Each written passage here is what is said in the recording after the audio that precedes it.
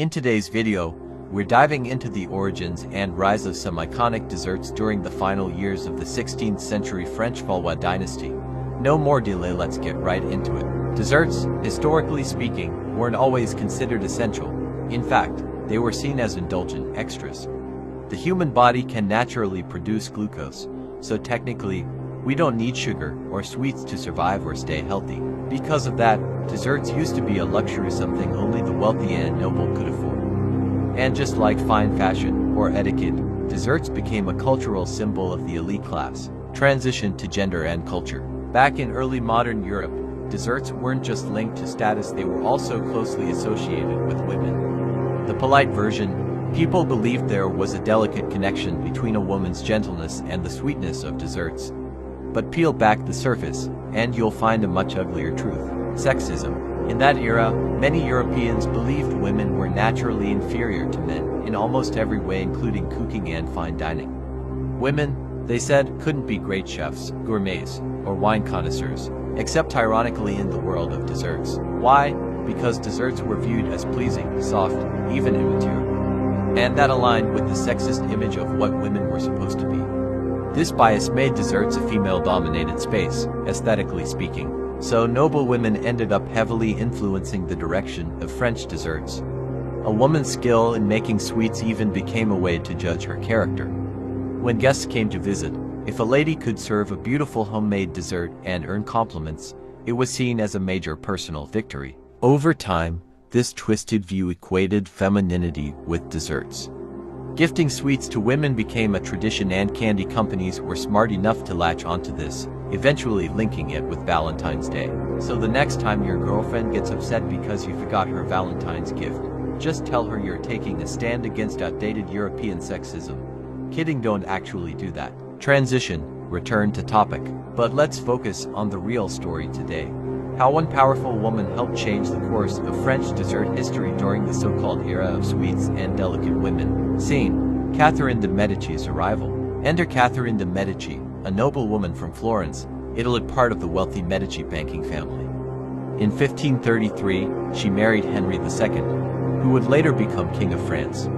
The marriage was political and far from romantic, but Catherine's presence brought something far more lasting to France than love: a sweet revolution.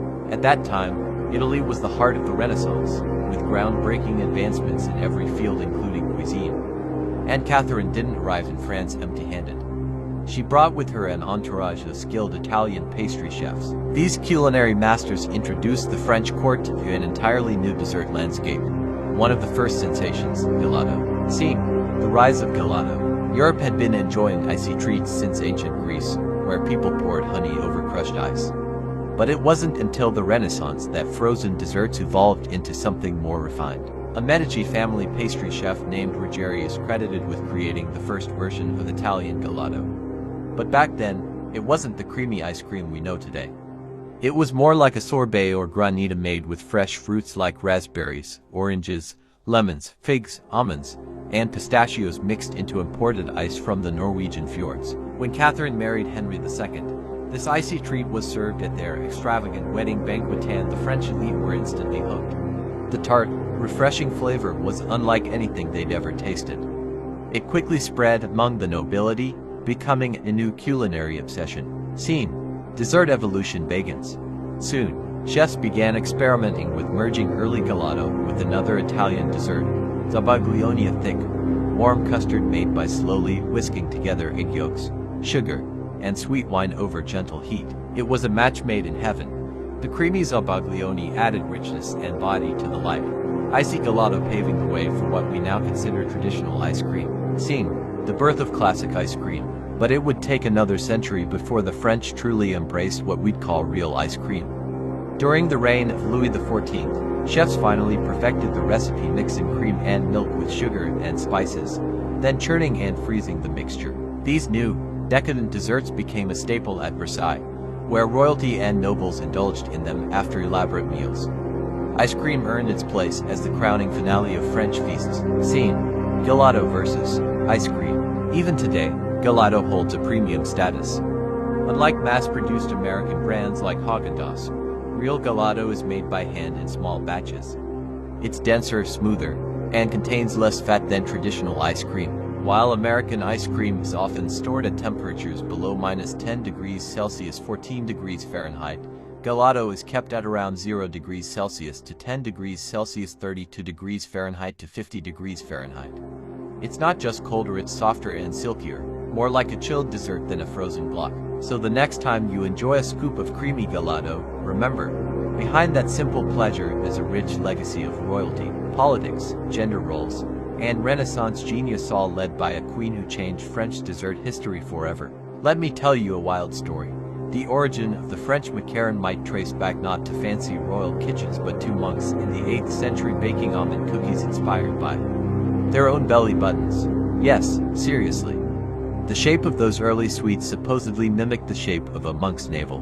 Fast forward to the 16th century, when Catherine de Medici married into the French royal family. Her team of Italian chefs brought along a more advanced version of that humble cookie.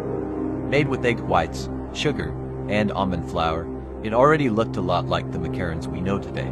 Once it hit the French royal court, macarons became a sensation. Soon, noble households all across France started baking their own variations. And as French chefs began tweaking the recipe, the macaron evolved into something more refined.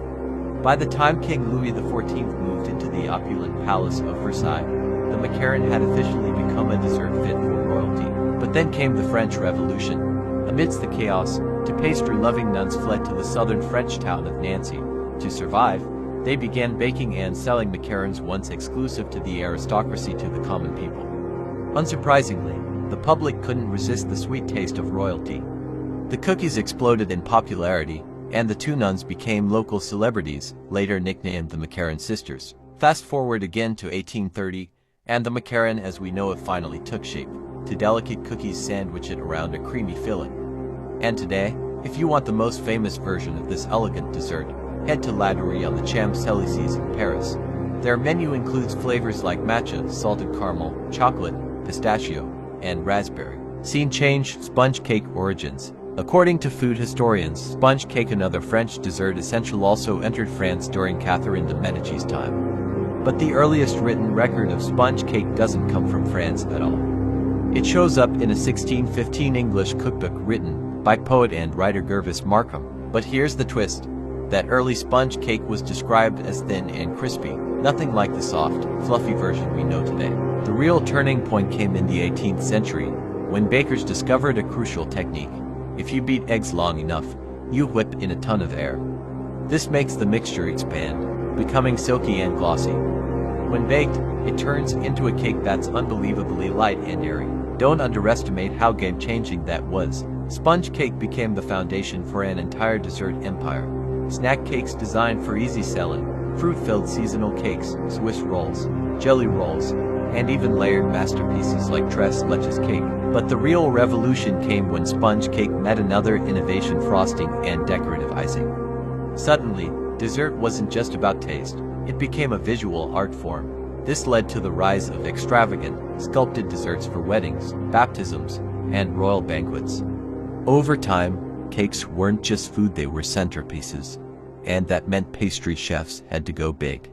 So big, in fact, that the best among them had to study architecture to design towering, eye-catching creations. Scene change, Catherine's lasting influence. Let's go back to Catherine herself. She was only 14 years old when she married Henry II of France, a young, homesick girl in a foreign land. Maybe that's why she turned to food for comfort.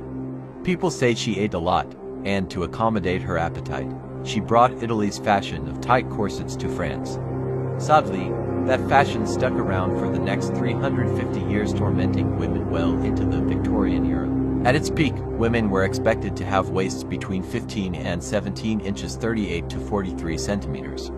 For reference, even at my skinniest, my waist would still be nearly double that. Beyond corsets, Catherine also introduced France to perfumes, hand fans, parasols, you name it. She was a trendsetter through and through, but her personal life, far less glamorous. Her husband, Henry II, was madly in love not with her, but with his mistress, Diane de Poitiers. In fact, when Henry took part in a jousting match against the captain of the Scottish Guard, the ribbons on his lance were Diane's, not Catherine's. The match ended in tragedy, A wooden splinter from his opponent's lance pierced Henry's eye. 10 days later, he died of sepsis. He was just 40 years old. After that, Catherine stepped into power, helping her 3 sons take turns on the French throne. But her political legacy remains controversial. Many viewed her as ruthless, someone who relied on manipulation, assassinations, and dark deals to hold on to power. And in the end, it was her 3rd son, Henry III, who brought the curtain down on the Valois dynasty after over 260 years. So, the next time you bite into a delicate macaron or slice into a fluffy sponge cake, remember you're tasting more than just sugar and flour. You're tasting centuries of history, politics, rebellion, and royal drama, all baked into one unforgettable bite.